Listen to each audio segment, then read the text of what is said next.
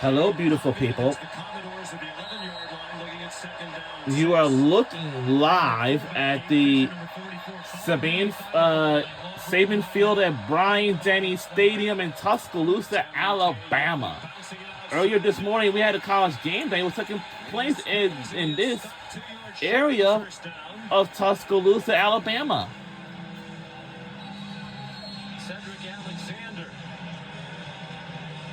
And home of the Alabama.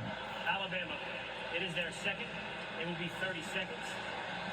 It was a shovel pass that moved the chains on the 11-yard play a moment ago. And that was a play that really hurt Alabama last year. A different presentation this time. Last year it was Stowers underneath.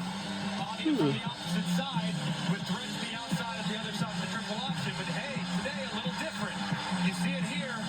They have a very similar play, but he attacks it the exact same way the polar out front, but it's coming from the finally. So same play, just different window dressing. That's the sign of a great coach where it's very simple on the offense, but very difficult on the defense to line up and recognize the ball. And a great effort by Cedric Alexander at the end of that play. A couple of extra hops to get the first down, barely. Third down and 1. Alexander's the running back. Pavia has the first down. And Kalen DeBoer is going to start using his timeouts. He'd like the ball back before the end of the half. Alabama, it is their third. It will be 30 seconds. And another good effort, just like Alexander moments ago. The end of the shovel pass. Terrific effort as always by Pavia. And it's really well done. He just hits it up inside. It looked like number 41, Hill Green, was going to make the play. I mean, he was right there. He played it perfectly. He goes low and tries to hit Pavia, but he maintains his balance to stay upright long enough to convert third and short. Well, you mentioned it. When Diego was in junior college at New Mexico Military Institute playing the national championship, Jerry Kill, the head coach of New Mexico State, his offense coordinator Tim Beck had already decided they were going to offer Nate Lance, who was the quarterback for the other team, Iowa Western. They were watching it from a restaurant, a championship game in Las Cruces. They said, we're recruiting the wrong guy. They gave the scholarship instead to Pavia. He turned their program around. All right, first and goal. And touchdown, Vanderbilt. And he had taken the lead.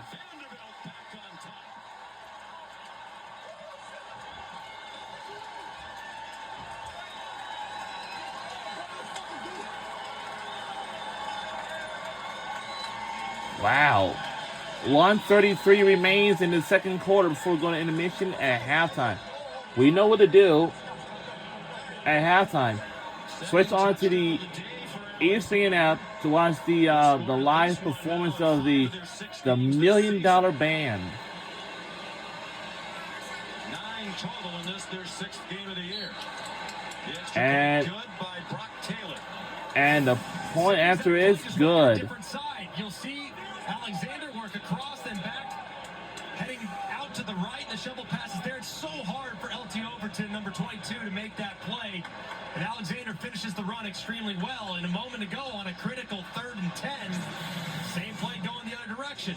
This time Alexander. We on SEC on ABC for today's game. Hits him on the shovel pass for the big 3rd and 10 conversion. Same exact play, one to the left, setting it up. A little bit later, hitting it on the right for the touchdown.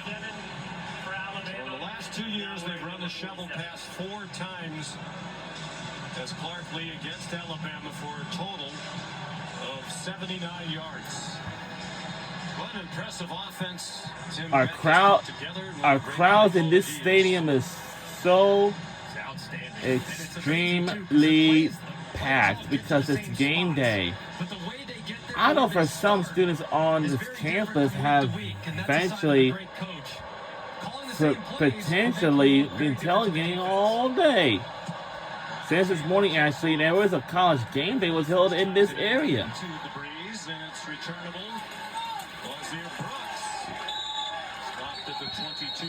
And it feels like it's summer. Time for today's Aflac trivia question. times has Vanderbilt defeated Alabama here in Tuscaloosa? A lot of games that you referenced earlier, Sean. Only 19 wins to count back, so man. We know all these students and everybody else wants to wear the flip-flop slide sandals, whatever. And clocks and slides and more. And shorts, sunscreen is important to keep them from sunburn. Sunglasses, you got to wear that. Caps, visors, and of course bucket hats as well. It will feel like it's summer again, so it's confusing right now. Another terrific game for Vanderbilt. End of half operations have been great for Alabama. Touchdown on the road last week against Georgia. They really trust Ty Simpson in this situation. They've scored 3 games in a row in the end of half. 2-yard sack, second sack for Vandy. 4-man rush, Simpson on target. Ryan Williams ankle tackled short of the first down by about 2 yards. Well, we're under a minute to go in the second quarter before we go into mission at the halftime. And the clock is running on 3rd down and 2. The Commodores blitz, Ryan Williams. Banged down at the 40-yard line. There's a flag. It's a flag on the play, but hold on.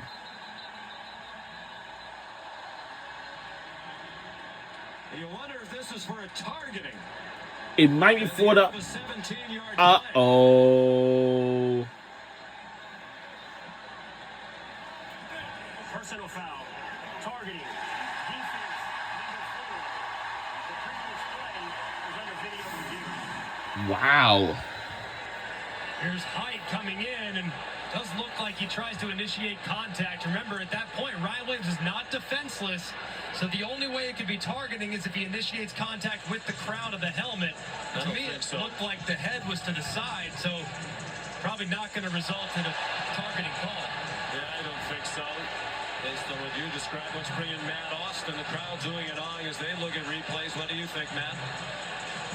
Yeah, Sean, I agree with Greg. He's definitely a runner at this point, so the only thing you could have is crown. He does try to get his head to the side, gets him a little high, but it's not crown, so I would think that they would overturn the targeting. But remember, Matt, it's called personal foul with targeting. Does that mean the personal foul still stands? If that was the announcement, then yes, it would. But targeting is in and of itself is a personal foul, so it all depends on if they said personal foul with targeting or personal foul targeting.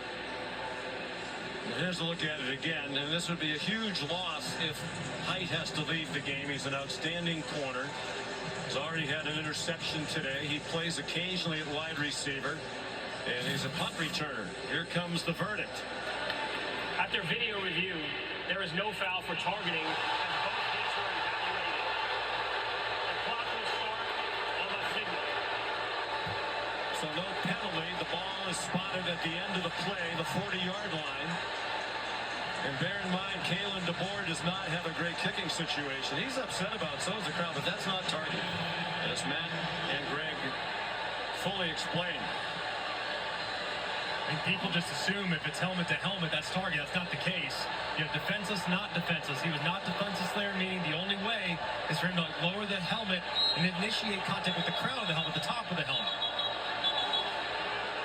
The clock is just starting to run. Timeout of Vanderbilt. It is their second. It will be 30 seconds. Please reset the game clock to 27 seconds. Thank you.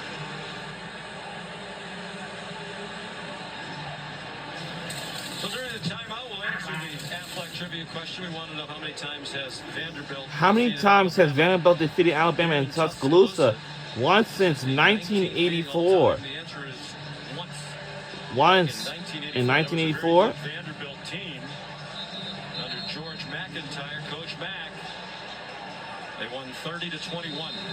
And Vanderbilt has won against Alabama like 30-21. That was back in 1984. With this Commodore bunch. And again, remember the field goal kicking not great for Alabama. Talty's already missed from 47. He's just 4 for 7 on the year. In this day and age is not very good. Simpson given plenty of time. Bounds. Jeremy Bernard, they are now in field goal range. 13 yards. Colby Taylor had the coverage. Simpson 4 for 4 on the drive. So tied at this point now, you got to be mindful of possible pressure to try and knock you back out of field goal range. The ball's got to come out quick. You can't go down in bounds before the stakes. And touchdown, Alabama. And we're 1 point closer to tie the game by Jeremy Bernard with 27-yard rush touchdown.